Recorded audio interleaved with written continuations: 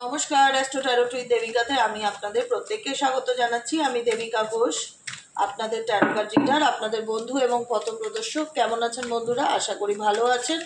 বৃষ্টির ওয়েদার, ভালো তো থাকতেই হবে। বৃষ্টি সবার জন্য ভালো, আবার সবার জন্য ভালোও না। কত মানুষ ভিজে ভিজে কাজকর্ম করছে, কি করবে? কোনো কিছু সব কিছু সবার জন্য ভালো হয় না, এটাই হচ্ছে কথা।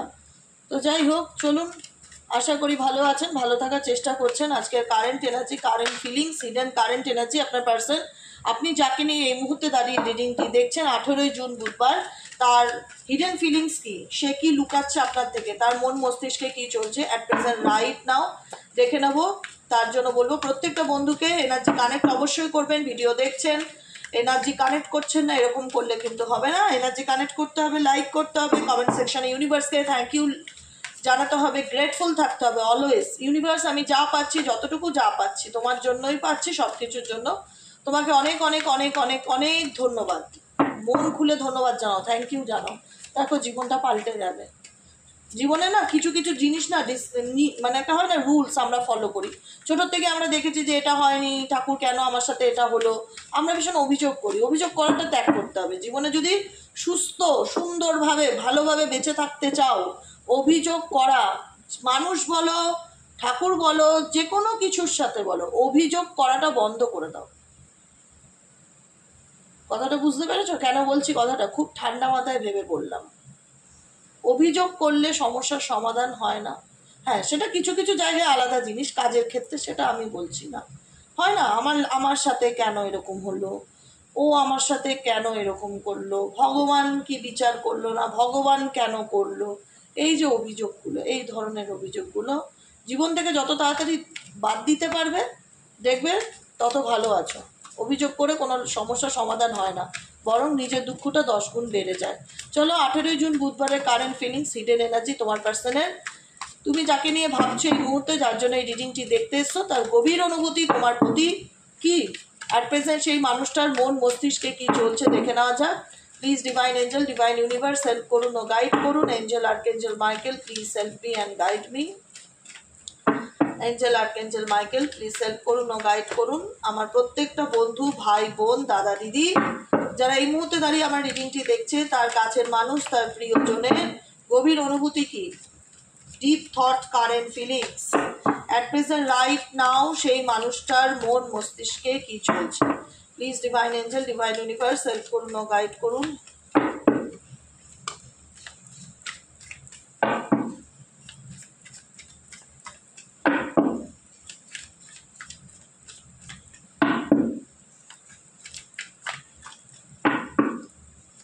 চলো ডান। Current feelings bottom of the ডেকে আছে শকিং, ওকে। সেকেন্ড হচ্ছে ফাউন্ডেশন, থার্ড হচ্ছে লাস্টিং, ফোর্থ হচ্ছে টাইম, ফিফথ হচ্ছে থিঙ্কিং, সেকেন্ড হচ্ছে ডেথ, এইট হচ্ছে কনফ্লিক্ট, বটম অফ দ্য ডেকে হচ্ছে অ্যাপোলজি। তুমি যাকে নিয়ে এই মুহূর্তে রিডিংটি দেখছো, তার ব্যাপারে তুমি অনেক কিছু জানতে পেরেছো, তার ব্যাপারে তুমি অনেক কিছু জানতে পেরেছো, যেটা তোমাকে প্রত্যেকটা মুহূর্তে এই প্রশ্নটা মনের মধ্যে জাগিয়ে তুলেছে। আর কত কি শুনতে হবে, আর কত কি জানতে হবে এই ব্যক্তির ব্যাপারে, আর কি জানবো। মানে শকিং এনার্জি তোমার, মেন্টালি কনফ্লিক্ট, টার্ময়েল, ট্রাভেল। তুমি এই মানুষটার জন্য অনেক বিপদে আপদেও পড়েছো, অনেক অনেক কিছু ফেস করেছো। সব থেকে বড় কথা, এই রিলেশনশিপে এই মানুষটার জন্য তুমি অনেক কিছু ফেস করেছো, অনেক সিচুয়েশন। এখানে আমি একটু ট্যারোর মাধ্যমেও জানবো তোমাদের সুবিধার জন্য, কেন তোমার জীবনে ট্রাভেল সিচুয়েশনটা আসলো, কি দেখে শকিং হলে তুমি। এই ব্যক্তির জীবনে এমন কি ঘটনা আছে যেটা দেখে তুমি শকড হলে, এমন কি ঘটনা আছে এই ব্যক্তির জীবনে যেটা দেখে তুমি শক হয়েছো। টার্ময়েল, ট্রাভেল অ্যান্ড আনএক্সপেক্টেড এমন কি ঘটেছে তোমার লাভ রিলেশনশিপে যেটা দেখে তুমি শক হয়েছো। Please divine angel, divine universe help করুন ও গাইড করুন। Angel archangel Michael, please help me and guide me. Angel archangel Michael, please help করুন ও গাইড মি।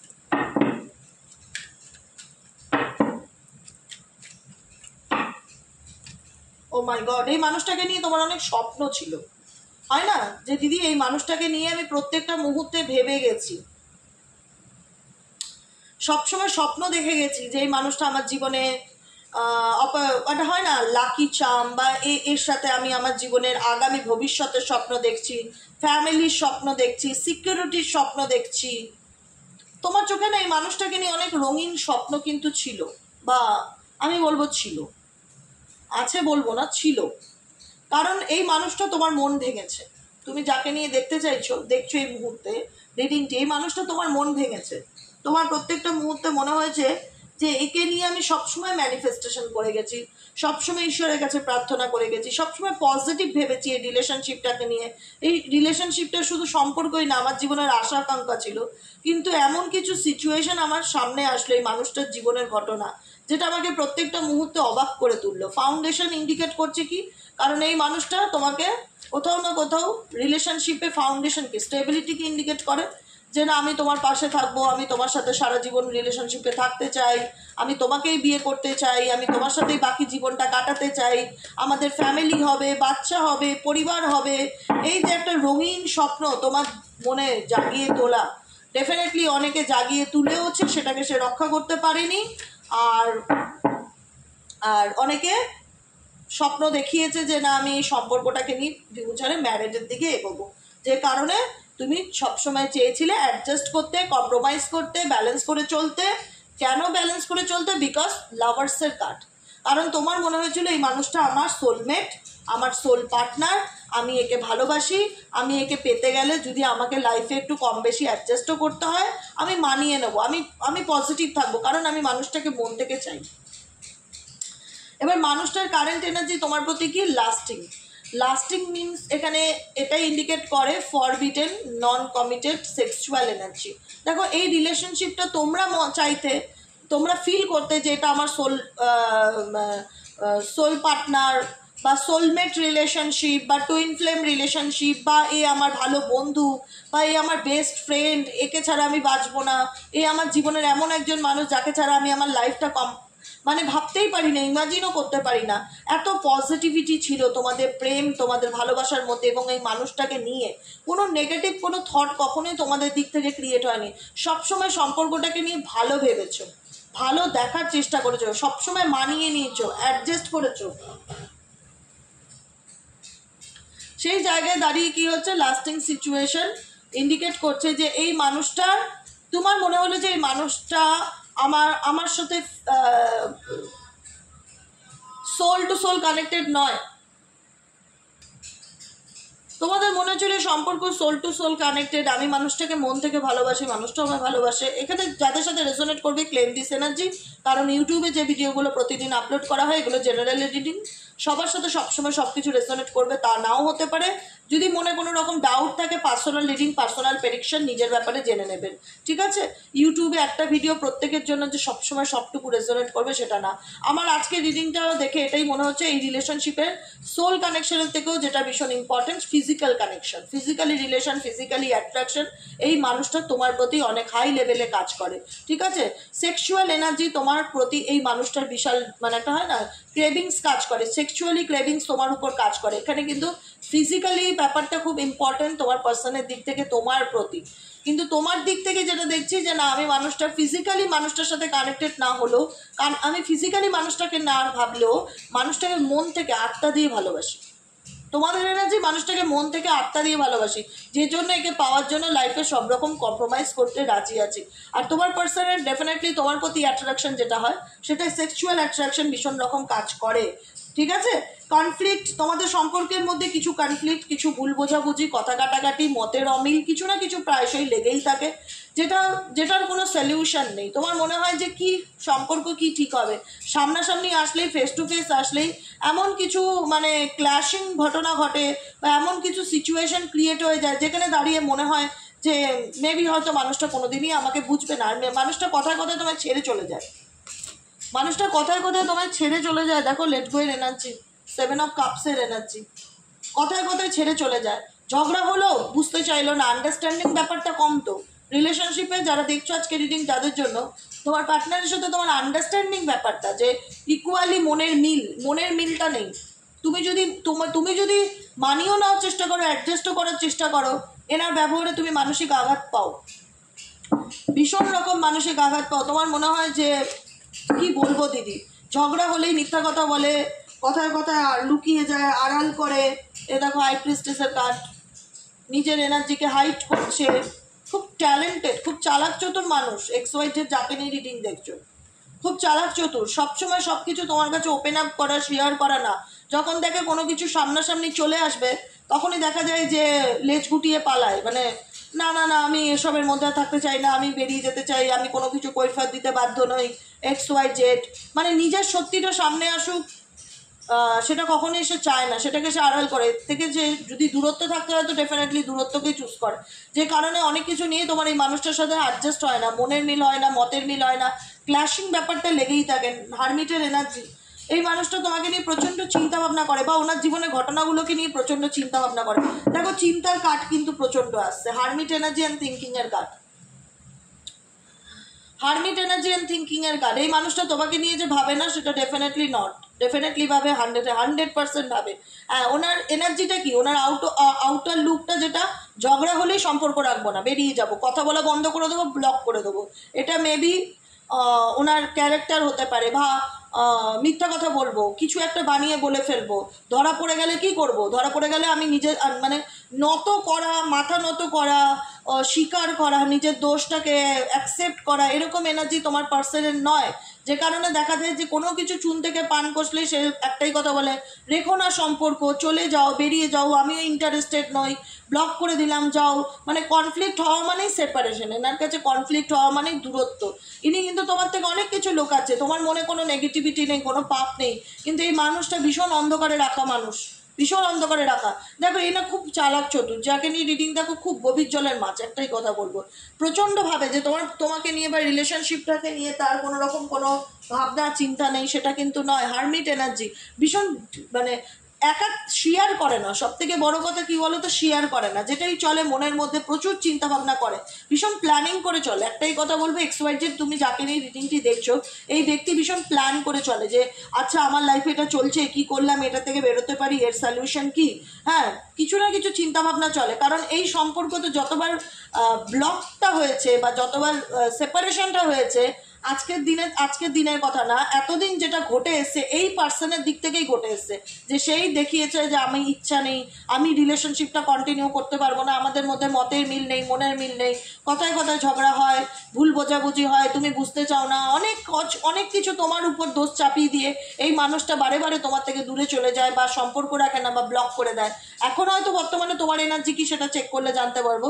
আমি তোমার পার্সনের এনার্জি যেহেতু ডিসকাস করছি তার ক্ষেত্র থেকে কথাগুলো বলছি। সেই মানুষটা কিন্তু যা করে একটু ইগো দেখিয়ে করে, তার অ্যাটিটিউড দেখিয়ে করে, ঝগড়া হলো মানেই আর সম্পর্ক রাখবো না, কথা বলো না, মানে এমন দেখে যে আই ডোন্ট কেয়ার, আমার কোনো আসে যায় না, এরকম একটা অ্যাটিটিউড মেবি তোমার পার্সনের মধ্যে কাজ করে। তুমি জানো সে তোমাকে মিথ্যা কথা বলছে, তারপরেও তুমি তার ইগো দেখছো, কারণ তোমার কাছে কিছু করার নেই, কারণ তুমি মানুষটাকে ভালোবেসেছো, তুমি মানুষটাকে পজিটিভলি অ্যাকসেপ্ট করেছো, মানিয়ে নেওয়ার চেষ্টা করেছো, কম্প্রোমাইজ করেছো, স্বপ্ন দেখেছো তাকে নিয়ে, তাই তুমি তার ক্ষতি হোক বা তার খারাপ হোক তুমি চাও না। কিন্তু সেই মানুষটা তোমার ভালোবাসার দুর্বলতা নিয়ে কথায় কথায় তোমার সাথে ঝগড়া করা, ঝামেলা করা, তোমাকেই দোষারোপ করে, তোমাকেই দোষী সাজিয়ে সম্পর্ক থেকে যখন তখন বেরিয়ে যাওয়া, ঠিক আছে, লেট গো করে দেওয়া, দুটো চারটে কথা শুনিয়ে দেওয়া, এরকম ডেফিনেটলি তোমার সাথে সেই ব্যক্তি বহুবার বহুবার বহুবার করেছে। আজকের কারেন্ট এনার্জি কি থিঙ্কিং, সেই বিষয়গুলোকে নিয়ে প্রচণ্ড চিন্তা ভাবনা করে, এটা ড্যাম শিওর। সেই বিষয়গুলোকে নিয়ে ভাবে, প্রত্যেকটা মুহূর্তে তার মনের মধ্যে চলছে। আজকে আমি দেখবো তোমাদের কারেন্ট এনার্জি কি, কেন তোমাকে সে মিস করছে। ক্রেভিংস, আমি বললাম না এই ব্যক্তি তোমার প্রতি না একটা ফিজিক্যালি ক্রেভিংস ভীষণ কাজ করে, মানে তোমাকে নিয়ে সে ভাবছে, প্রত্যেকটা মুহূর্তে মিস করছে।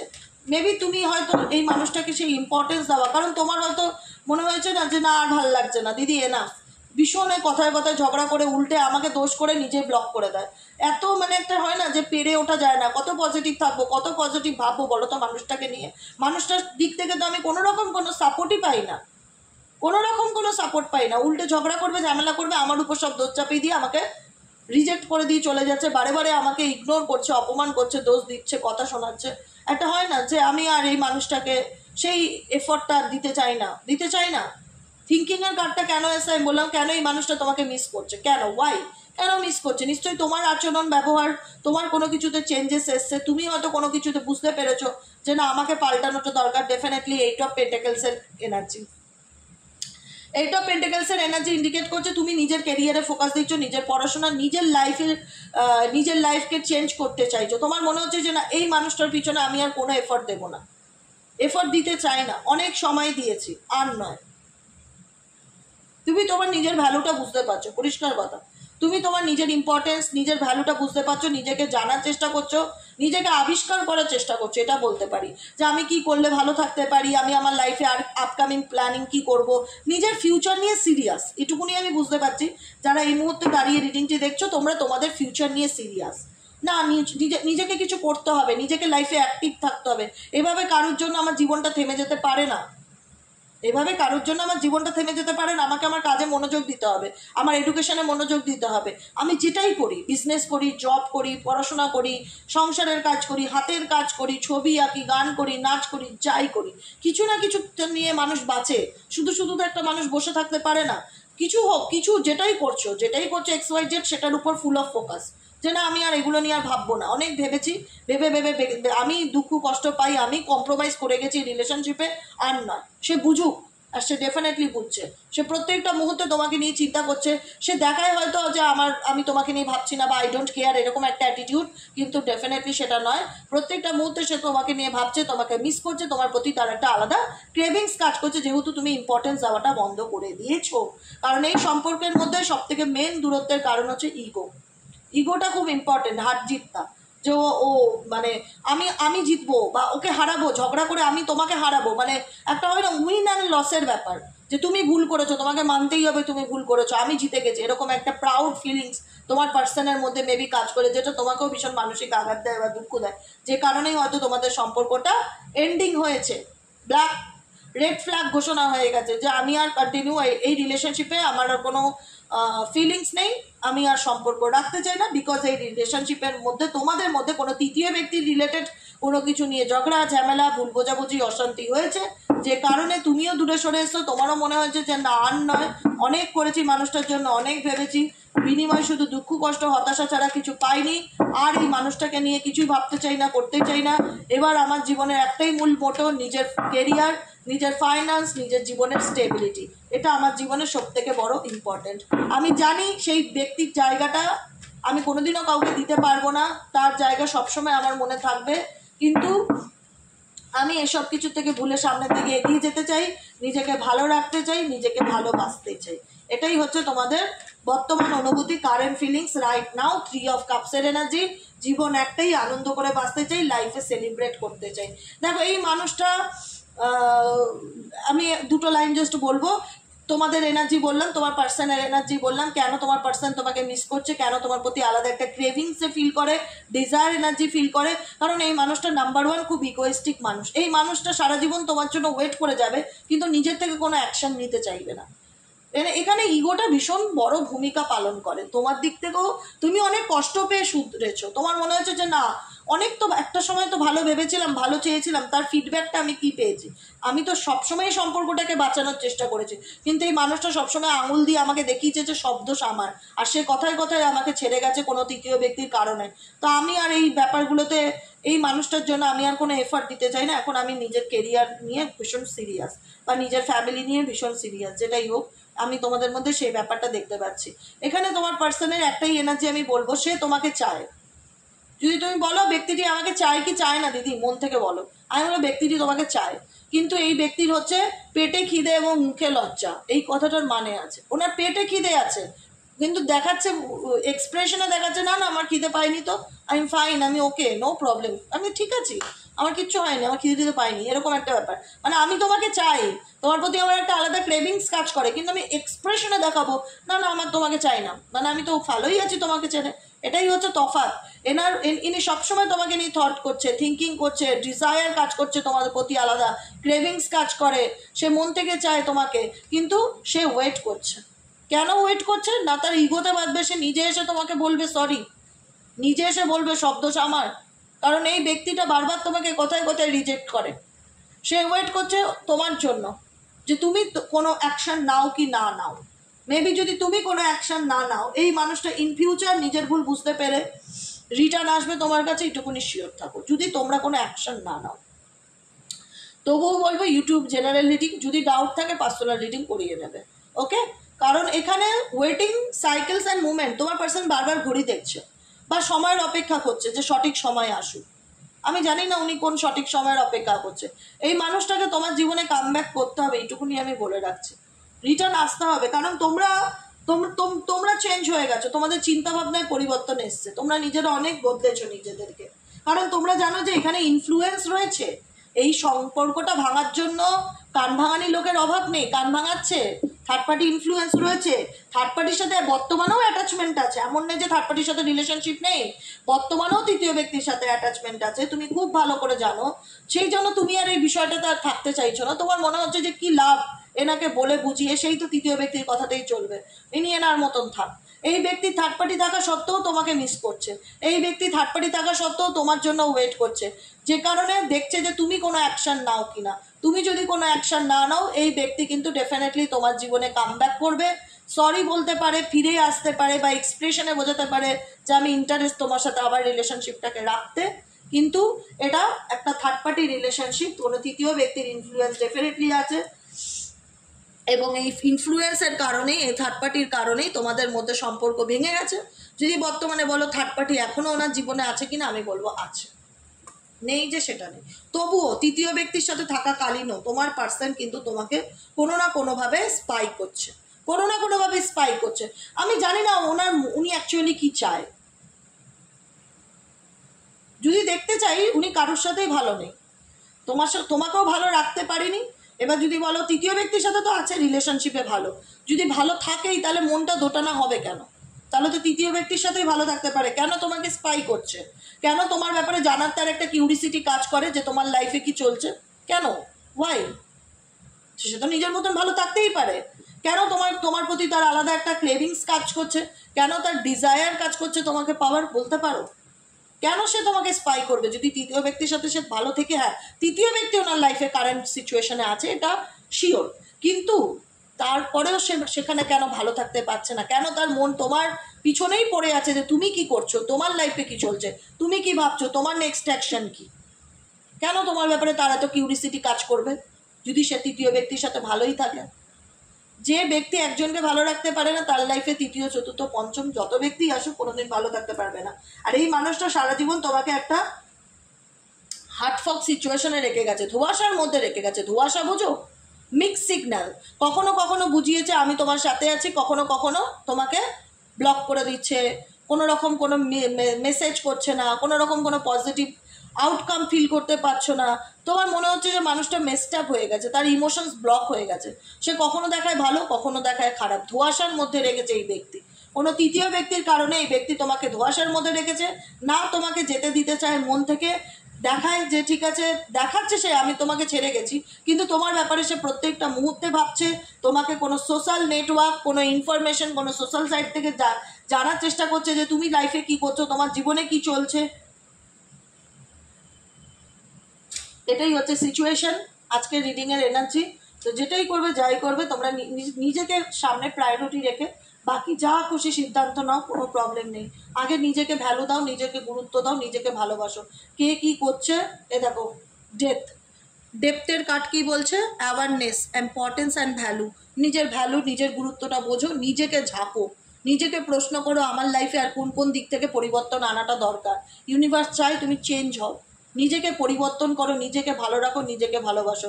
কেউ যদি নিজের ঝামেলা মিটিয়ে তোমার জীবনে ফিরতে পারে, ওয়েল অ্যান্ড গুড, না ফিরলে তার জন্য টেনশন করে নিজের লাইফকে এক সেকেন্ডের জন্য থামিয়ে রেখো না।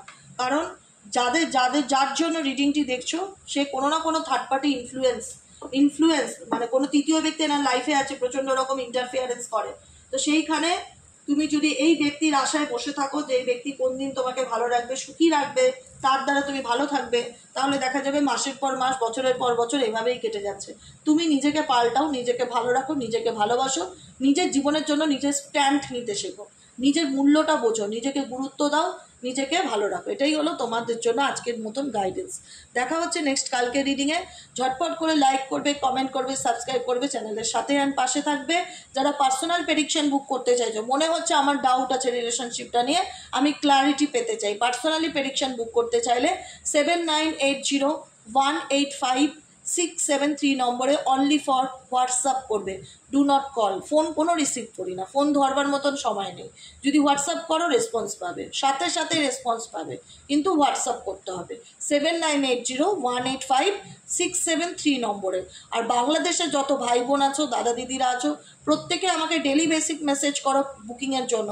বাংলাদেশের থেকে ইন্ডিয়াতে টাকা পেমেন্টের কোনো অপশন নেই বলে বাংলাদেশের কোনো বুকিং নেওয়া হয় না। এটা আমি বহুবার বলেওছি ভিডিওতে, আমি পার্সোনালও মেসেজ করি যে বাংলাদেশে যারা রয়েছে আমি সত্যিই খুব দুঃখিত, তোমরা রিডিং নিতে চাও কিন্তু আমি দিতে পারি না। বিকজ একটাই প্রবলেম যে পেমেন্টের কোনো অপশনই নেই, ডিরেক্ট পেমেন্টের কোনো অপশন বাংলাদেশ থেকে ইন্ডিয়াতে নেই। অনেক ঝামেলা কাঠখড় পোয়াতে হয়, অত সবে আমি যাই না, তাই জন্য আমি বাংলাদেশে কোনো বুকিং নিতে পারি না। ঠিক আছে, আবার দেখা হচ্ছে নেক্সট কালকে রিডিংয়ে। সবাই ভালো থেকো, সুস্থ থেকো, আনন্দে থেকো।